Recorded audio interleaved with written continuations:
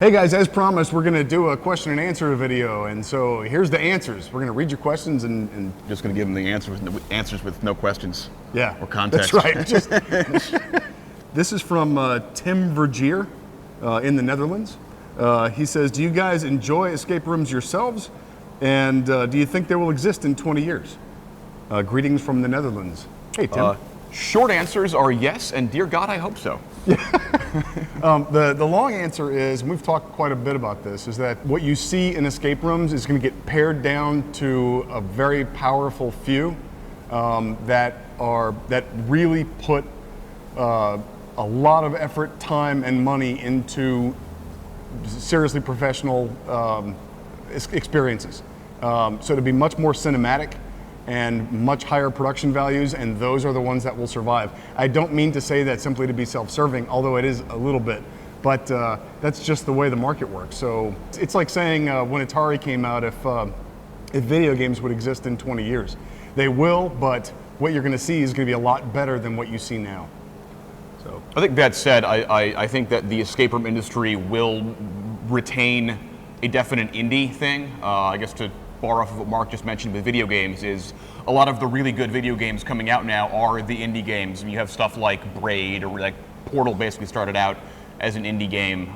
So it's not going to be just, everything is owned by Disney and right. The mouse owns us all. Okay, next question is, this is from Charlie Ty. Where did your shop tips and tricks video go? It went away because it was boring and badly produced. Charlie has asked this several times just to mess with us. Charlie's a friend of ours. Why are we dignifying him with a response? I have no idea. Good luck in Hawaii, Charlie. Seriously, good luck in Hawaii. Yeah. From Nelson Lopez. Lots of, hey, love your videos stuff, and then we appreciate the love. And thank you very much. Yeah, and it makes us feel great to know that somebody's getting something out of this. We're not just doing this for ourselves, because that sucks. But the question was, he likes how we use 2 sheets of plexiglass. This is referring to the Command Console's 2 video, so the lights don't bleed together. And he wants to know how to put 2 sheets together. Well, they're individually framed. The thing is that those 2 sheets of plexiglass can't touch. Having them a little bit further apart gives a better parallax illusion. Really, unless they're physically touching or within just a couple of millimeters of each other, I don't think you're really going to see light bleed. What will happen, though, is that if one of them, let's say because of the game dynamic, one of them is off, you will get reflection inside the etched surface from the other sheet. That's not really a true bleed through, but you would see evidence of it. There are workarounds to that.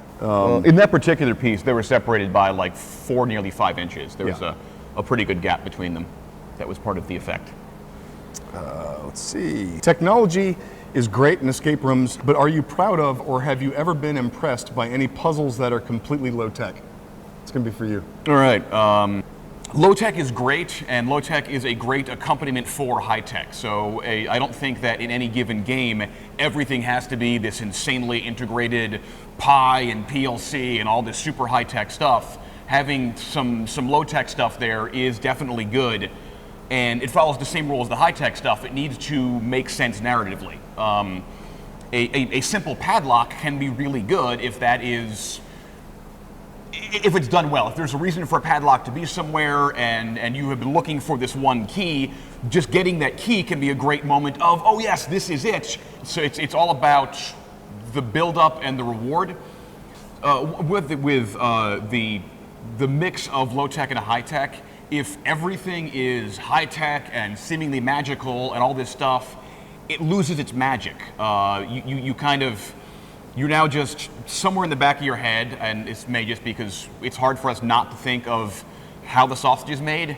You're like, oh, this is an RFID thing, and then we have to just go assemble these items in this line. So when you have the high-tech stuff juxtaposed with the low-tech stuff, the magic becomes more magical. Yes, you're not oversaturated with tech. Now there are certain circumstances where that should be true. In the spaceship, even though the room is all run with RFIDs and all that kind of stuff, there's still physical things for you to do in that room. You know, I'm speaking metaphorically, but there is a lever to pull. There is the fuel cores to change out. If everything's touchpads and digital, then that certainly loses something. But yeah, you don't want to oversaturate the tech. And by the way, we'll say this a million times. If it should be a padlock, it should be a padlock. There's no reason why every game has to be all next gen stuff. There's nothing wrong with a completely well executed Gen 1 game, and I hate using those terms, but I think from my end, I actually, if it's going to be a simple lock, just let it be a simple lock with a key or a basic 4-digit number. I actually don't really like the, oh, this is a very clever lock, the directional padlocks. I've seen a lot of hatred for those on various internet forums, and I don't disagree. And a lot of the word padlocks, they're a little unusual. They do let you bring in more clever clues, but in and of themselves, I've yet to see very many ways where it makes sense that, yes, this is locked with this word. And again, this is another one from Amazing Productions. How often does your stuff break when players mess with it? It does break. Yes. And people are incredibly violent, and there's really nothing you can do without. Even if you machine something out of steel, nothing is impermeable. We've had with the space keys that we did for the spaceship. Those were done with, like, the phrase mil-spec gets tossed around a lot and rarely ever means what it actually means.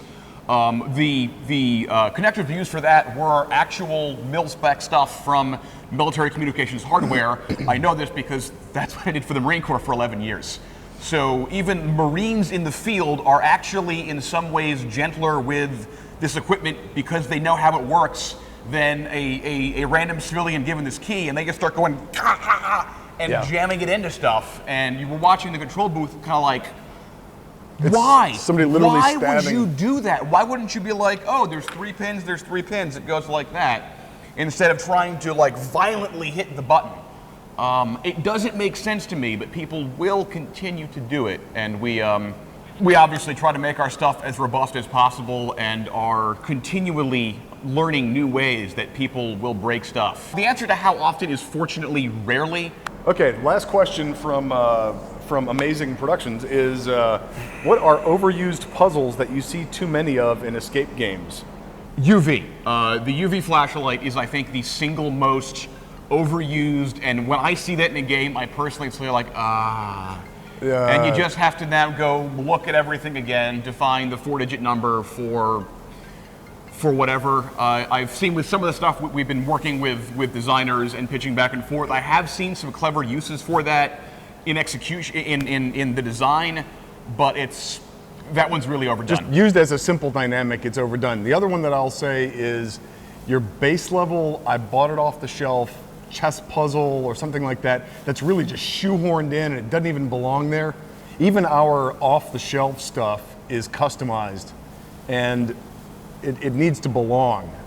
If it has no use being there, if it doesn't make sense cinematically or narratively for it to be there, it shouldn't be there. And we'll get into puzzle design in just a moment. All right, next question is from Cracked It Escape Games. That's an early subscriber. Can you introduce the whole team? I noticed a new member, Anna. Where's Preston? And are there others behind the scenes? And will you send me a t-shirt? The answer to the t-shirt thing is no. Actually, I was going to say sure. We will send you a t-shirt. We've got a bucket of them. We don't sell things for profit, so we're just doing it for cost. We're not selling merch and stuff like that. The whole purpose of the channel is to be more inspirational about how we solve problems. This is Anna, who you've met. Preston, unfortunately, had to be put down. He started foaming, and that was a sad day for us. Lame in the hip. Or that too. He's actually doing wiring for the F-35 fighter. I can say that, right? Yes. Okay. He's doing wiring for the F-35 fighter jet for Lockheed Martin. He was actually here just a couple of days ago, so he's still in and out and still works with us, and you will see him in the future. Anna has has a background in everything. I have a background in fine art. I went to I went to art school basically, did a lot of sculpting, painting, some jewelry making, metalsmithing type stuff. And so when I told Mark that, he was like, "You're hired," and that's why I'm here. That is the whole team for now. We are not always, we are looking to potentially hire on 1 or 2 more. So if you know anybody who's in the North Texas area, you can send us their contact information. We also have freelancers come in, so depending on what job we are working on, Guest minions. we have guest minions that you never see, but we have a specific library of people that we draw from as we need specialization, as we need just sometimes labor. So that also happens, but again, they're not here right now while we're doing the video, so you can't meet any of them. Will Fisher, aka The Fish, yes. does our video editing and occasionally guest minions for us when he has free time. You remember him from the spaceship videos. Yes, you've seen him. The next question is from Droid42. Do you have any idea how many man hours you put into building an escape room? For example, the spaceship one. By the way, thank you for the great videos. All the best from Portugal. Portugal, that's cool. Lisbonians. Can we say that? I think so. Okay. The number of man hours really on the low end is going to be over 1,000 man hours. It's a high number. We generally, the majority of our money is literally spent in labor itself. From Bizarro. That's Bizarro galore. He's a magician who's actually visited the shop. A brilliant guy and a very fun, insane person. How long do you give yourselves from the start of a build to the end of an install? Not enough. Have you found a sweet spot time frame you can comfortably throw out to a client, barring unforeseen shenanigans? We can generally turn in about 2 months on the short end. It depends on the style of what the build is. If it's tech heavy, the one greatest prediction variable that we have, the hardest thing to predict, is actually prototyping new electronics. It's anytime that comes up, we will spend 5 times as much time as we thought we were going to spend. It's the one thing that just kicks us in the butt every time. I'm sure some of y'all have experienced similar difficulties and headaches. I always have a first idea of how this is going to work, and then come idea 11 or 12, I have a better idea of how it will actually work. But as we do more of that, a lot of those variables kind of, I don't make the same mistake multiple times. After the first time, I've realized that Avenue A will not work. I'm not going to go down it again. This next question is from Oded Iliyahu. And let's see, he's got a few right here. I'll just do this all at the same time. So it's one is, how many escape room projects can you work on at the same time? 2, and finally, what's the best, coolest thing that you've built so far? So the first one is 3 is the most we have done at one time simultaneously so far. That'll vary. Hopefully, in the near future, we're gonna take that number and blow it clean out the water. And then, what's the coolest thing you think you've built so far? If we're talking about, there's the difference between puzzle and room. So I would say the coolest thing we've built so far is actually the command consoles in the spaceship. As far as just the sheer effect and they glow. Yeah. All right, his next question is, what do you expect to gain from doing YouTube videos? And how much time and effort do you put into doing YouTube? Well, everything we do is unscripted, so we're just yelling at the camera, and then hopefully the editing can take care of it. What do we hope to gain? The purpose of the channel is really as an inspirational channel about problem solving. We do show you how we do things, and hopefully it's entertaining, and it's we enjoy what we do. So hopefully what we're showing you is us enjoying the process, the discovery, the problem solving, everything that goes into it. Everything we do is different, so we're constantly exercising. It's like doing a crossword puzzle. You get a little bit of a skill to it, but you still have to solve the puzzle and figure it out every time. Oh, that said, I think since the move, we've been a little slow on videos, and especially on showing the whole process and showing a lot of the hurdles that we have kind of found while we're tripping over them. And as we continue to get the physical shop more established, we are getting back into a better habit of recording more so that we can have more of the process and more of the work-throughs and all of that. Unfortunately, what ends up happening is we stick up a camera really quick, try and film ourselves with what we're doing, and we might spend an extra 15 minutes a day in like, how much time does it actually cost us? Not much. Because we're pretty slap hazard and careless with it. And Sorry, Fish. And then Fish has to figure it out. And so there have been several videos that were half made, and then we got in a rush and either like just blew off the cameras because we had stuff to do, or so it's, the videos happen as they're able to, and so we try not to let it tax us too much. Actual time we spend is on a single video might be Couple hours. yeah, it might be a couple hours at most in a week to put out one video. Probably less than that. Okay, this one is from Twisted Endings Productions. And this is another longtime subscriber. We've spoken on the phone several times. Brilliant guy. How do you determine the price points for your builds? How do you project your financials in order to know what materials, overhead, etc. you're going to have to cover over time? Considering you've, and I'll just read the whole thing. Yeah. Considering you've been around for a while and thereby a known entity, how are you marketing yourselves? What's worked and what hasn't? Is Anna a full-time, part-time, or volunteer? She is full-time permalance. She is an independent contractor, but she is roughly permanent. What types of tools, machinery you purchase that result in your growth, bigger shop? To answer that last part first, we have never regretted buying a tool.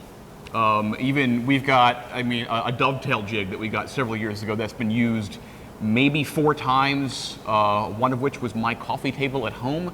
But still, we've never regretted buying a tool. The single tool that has, I guess, let's start at the beginning, the tools that we kind of founded the shop when we were doing pretty much entirely just sets for commercial photography, table saw and chop saw. That is, those two things are the core of any shop. As far as the more of the high-end things that we've gotten a little later in the process, we've now had for about 5 years now, maybe a little less, is our CNC machine. That has definitely revolutionized our workflow. I may have said before, I have occasionally caught myself sitting down at the computer with the CNC machine and start to draw up vectors and realize it's a rectangle with holes in the corner. Use the table saw and the drill press, you lazy SOB. How do you determine the price point for your builds? We have a spreadsheet. Matt, we try and estimate each segment of the build, transportation, everything else. Everything goes into a spreadsheet, and then we look at it and just do a sanity check, just based on overruns, problems we've had in the past. Where can we expect a hiccup? And we'll try and pad up in that area. We're very proud of ourselves for giving an estimate that is accurate. That is a skill we have developed over time. We don't go over budget without serious consultation with the client, letting them know that this is actually significantly more complicated than we had originally intended, and it will cost more. We generally find that out though before anything ever starts. Yes.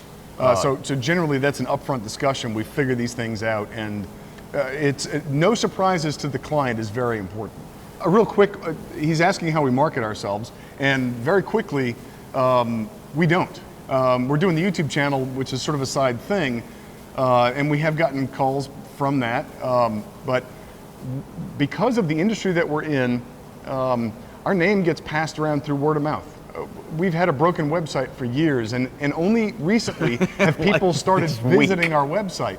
Everything else that we've done has been word of mouth because of just industry popularity, and people recommend us because of the work we've done for them in the past. That's all of it. And then he says, and finally, I'll get to meet you at the Escape Room Conference in July. We'll be speaking there in July on the topic of immersion, and we're going to be designing a room on the fly based on concepts from the audience. We're out of questions at this point. So and that's all the time we have, because we have to finish building stuff. Thank you for your questions. I can't tell you how much we love them. We have more questions to answer, so if your question was not answered in this video, it's answered in the next one. Stay tuned for part 2.